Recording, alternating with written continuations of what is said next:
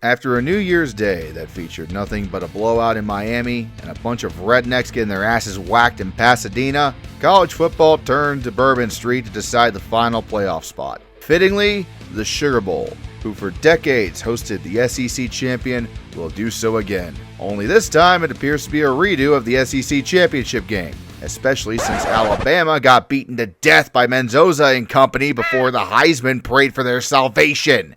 Mendoza! These two met back in October in what was a pure, unadulterated shootout that saw Lane Kiffin's Rebels go 500 miles an hour for 3 quarters before running out of gas in the end. Many figured it was likely going to finish the same way again, with a close bout for 3 quarters and yet another Georgia victory, especially since Daddy Lane had fucked off for the Bayou, seemingly because he didn't think his team could actually win it all. Ole Miss would start with a couple of solid drives, but eventually the wall of Bulldogs won out, and in short order, they had to settle with 2 very long field goals. Georgia's Gunnar Stockton, who also played in the Sugar Bowl last year, I might add, would find the end zone quickly to get the Bulldogs out in front 7-6. Trinidad Shameless, who was playing D2 ball with Ferris State a year ago, would answer back on the next drive, retaking the lead with a touchdown pass to Luke Haas. If you just ignore that 2-point try they fucked up, they ain't looking too bad right now. As many predicted, however, the Ole Miss defense is about as strong as a puppy with a weed addiction, and they take the lead right back. Ole Miss tried to answer again, but it's a dream come true to coach in a college football playoff, especially against Georgia. Defensive minds like Kirby Smart. There's a fumble picked up by Dalen Everett. Touchdown, Georgia! They fucked the damn ball. Now Georgia is in the driver's seat with a 2-possession lead heading into the half. Hell, at this point I figured this fucker was over and we were going to be getting glazed by ESPN on how great Kirby Smart and the merry band of Bulldogs really are. The second half began with more disaster for Ole Miss as they turned it over on downs on the opening drive. Georgia had a prime chance to put the dagger in, but got stonewalled and fucked up the damn field goal. Ole Miss, like an overdosed crack addict getting a shot of Narcan on Bourbon Street, sprang back to life with a touchdown of their own to get back into the game. Then, said crack addict puked all over themselves again on defense, as Georgia pulls off a successful fake punt and kicks a field goal to regain momentum. It's anyone's ballgame at this point, but now we have hit the dreaded fourth quarter. Can Ole Miss finish the game and climb back into the lead? Retreating back near his own goal line. Picks up a block. Here we go again. Lacey, the catch, survives a big hit and gets the first down. 1 minute into the fourth quarter of this college football playoff quarterfinal. Shameless again on the run down the field. Harrison Wallace the third. Semi-final to take on Miami in the Fiesta Bowl. Kewan Lacey lunges for the goal line. Touchdown!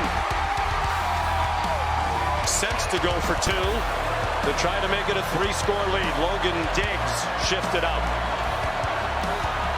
Shameless with pressure coming. Back in the end zone. Caught for 2. Oh, fuck.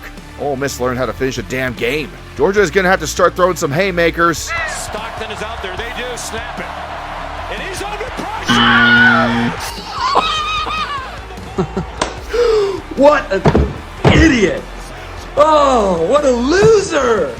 Wait a minute. Am I actually witnessing this? Agree with you. 12 consecutive completions for Shameless. Going for 13. He has it. And another touchdown. Harrison Wallace having the night of his life. Holy shit, it's the complete opposite of game 1. Ole Miss turns on the after jets while Georgia dies in the fourth quarter. The SEC champs are down by 10 late. Time to panic. Pressure up the middle. Picked up.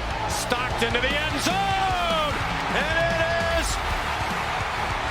caught for a touchdown. Never mind, this is Georgia and they're the champs for a reason.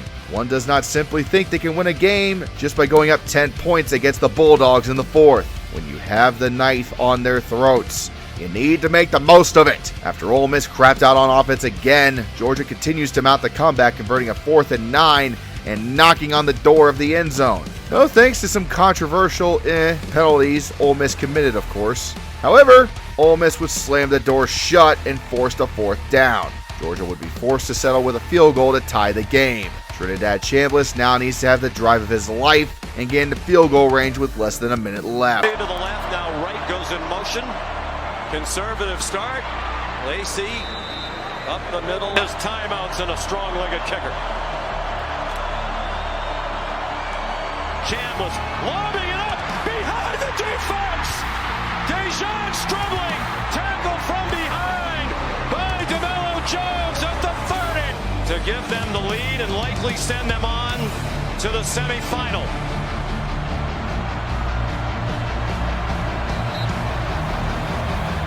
"47 yards.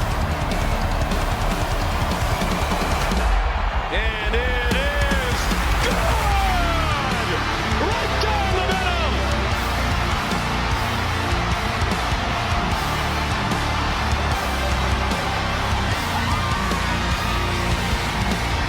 I'll be damned. The bastards did it. After losing their head coach amid a storm of controversy, Ole Miss has beaten.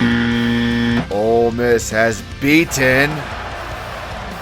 There's a squibber. Cass Jones is on it. And the 1 second didn't come off the clock.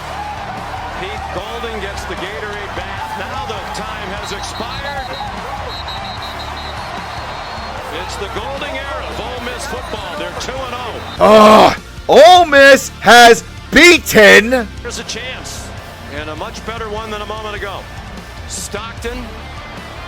The Georgia receivers really aren't moving. Very few people are moving. They're going to try to lateral it many times. Cash Jones. Lost and lucky. There's the 35. Back for Jones. For Colby Young. They've gone backwards to the 30. Now Lucky at his own 26.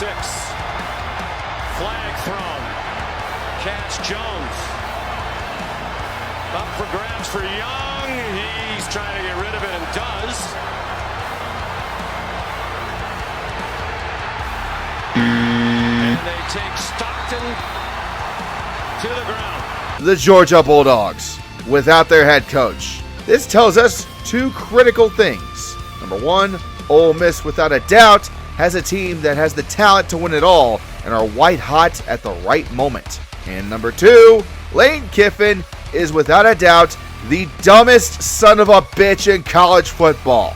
To walk away from a team who you led to the playoffs, only to see them advance to the semifinals after getting revenge on the only team you lost to all season, has all the talking heads wagging their tongues saying how big of a fucking idiot you are. Quite frankly, good. The fucker deserves every bit of shit getting thrown his way. Lane Kiffin leaving Oxford was by far the best thing to happen to Ole Miss since desegregation, and it might have given them a large enough fire to win their first national title since 1962, and their first outright national title ever. Enjoy the money LSU is giving you for the Rebs playoff wins, Lane. You will be able to get plenty of ice for those burns that I'm going to inflict on your fucking ass in short order.